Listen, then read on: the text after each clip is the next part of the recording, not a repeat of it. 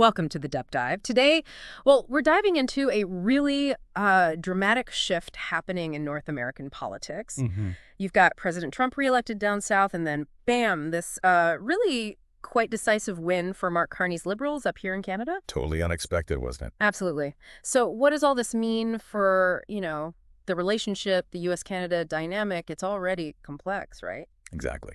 That's what we're digging into.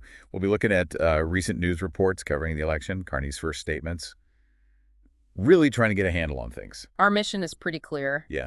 Give you a straightforward understanding of what's going on, why it matters, trade, security, all that. Yeah, it's not just headlines. We want to unpack what this actually means for, well, for trade flows, for security cooperation, and honestly, for Canada's sense of self. Okay, let's kick off with the election itself. Carney's win, the sources are calling it like a historic victory. Right, for the Liberals. Yeah. And it secures a fourth term for the party.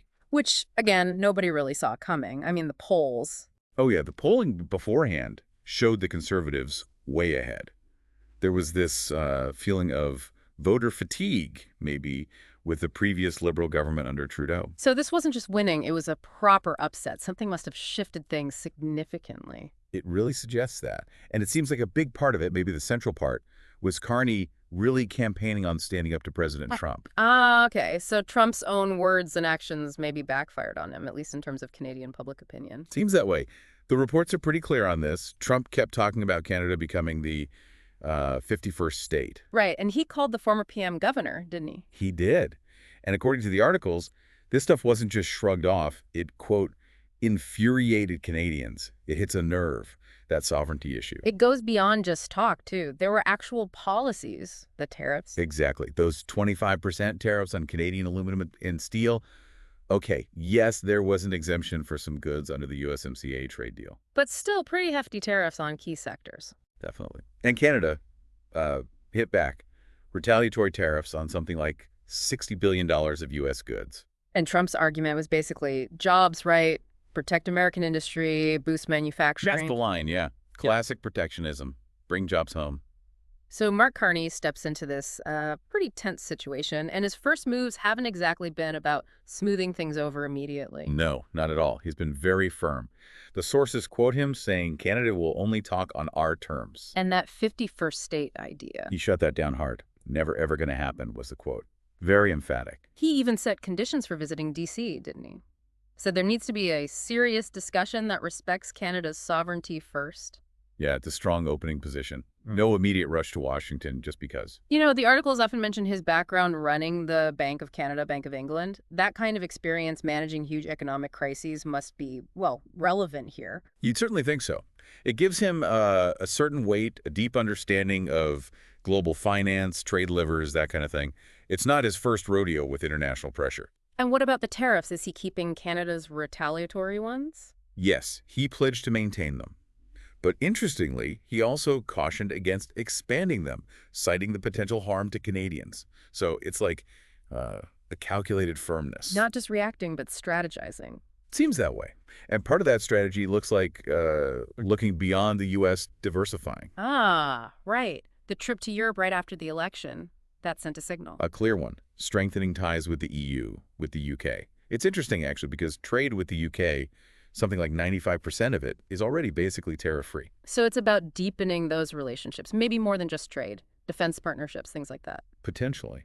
The reports mentioned expanding integration with like-minded countries. Yeah. And you saw the UK Prime Minister, Sir Keir Starmer, put out a statement congratulating Carney, emphasizing cooperation on defense, security, trade, all of it. It feels like a conscious effort to maybe not decouple entirely from the U.S., because that's impossible, but to build stronger counterweights. That's a good way to put it, especially when you look at the economic numbers. The U.S.-Canada integration is just massive. Billions crossing the border daily. Car parts are always the classic example. Absolutely. And something like, what, 75% of Canada's exports head south? It's huge. But it's not entirely one-way street, is it? Canada's a big market for the U.S., too. It is. Around 17% of U.S. exports come to Canada. And Canada is, as the reports note, America's biggest foreign supplier of crude oil. That's critical. That energy piece explains a lot of the trade balance, I suppose. The U.S. actually runs a trade deficit with Canada. Projected to be around $45 billion in 2024, yeah. Largely driven by that U.S. need for Canadian energy. Carney made that point himself.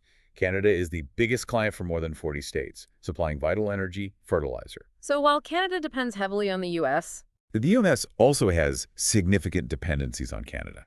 It's deeply interwoven, which makes these tariffs, this friction, potentially damaging for both sides after decades of building integrated supply chains. right, it threatens a system that's been working more or less for a long time. Exactly. And that context makes Carney's diversification push seem, well, prudent, even if it can't replace the U.S. relationship overnight. It provides options, maybe a bit more leverage. Okay, shifting gears slightly, the G7 summit, Canada's hosting it in June. That seems Yeah. like it could be interesting. Oh, definitely. The sources are framing it as a real test. Will the G7 still function as a group of like-minded countries when there's this kind of trade tension, especially between the U.S. and, well, several others? And the timing is crucial too, right? Something about Trump's tariffs expiring. Yeah, there's apparently a 90-day pause on some of the higher tariffs that might expire around then. So the summit could be happening right as things potentially escalate again. Talk about pressure. That'll really show where things stand among those key allies. For sure. A major focal point. And just going back to Carney's rhetoric for a moment, his acceptance speech comments were really quite stark. They were saying the U.S. wants Canada's land, resources, water, that Trump is trying to break us so he can own us. That's incredibly strong language for a Canadian prime minister talking about the U.S. It really sets a confrontational tone. And he warned Canadians too, didn't he, that this won't be easy. Yes, he warned that confronting this American threat, as he framed it, would be difficult, might even require sacrifices. It's language designed to rally support for a potentially tough road ahead. Adds another layer of complexity that it's not even certain if the Liberals will get a majority government. They might need support from smaller parties. Right, which could moderate or influence their approach. And remember that reported phone call before the election where Trump apparently brought up the 51st state idea with Carney even then. Yeah, it gives you a sense of the dynamic right from the start. Exactly. It suggests these aren't new tensions, just perhaps entering a new, more open phase. Okay, so let's try and wrap this up. We've got Canada under a new but familiar Liberal government led by Mark Carney, who unexpectedly won, partly by promising to stand firm against a re-elected President Trump. Hmm. This is happening amid ongoing trade disputes, tariffs, and some pretty inflammatory rhetoric from the U.S. side, met now with equally firm, if not quite as inflammatory language from Carney. And Carney's initial strategy seems clear.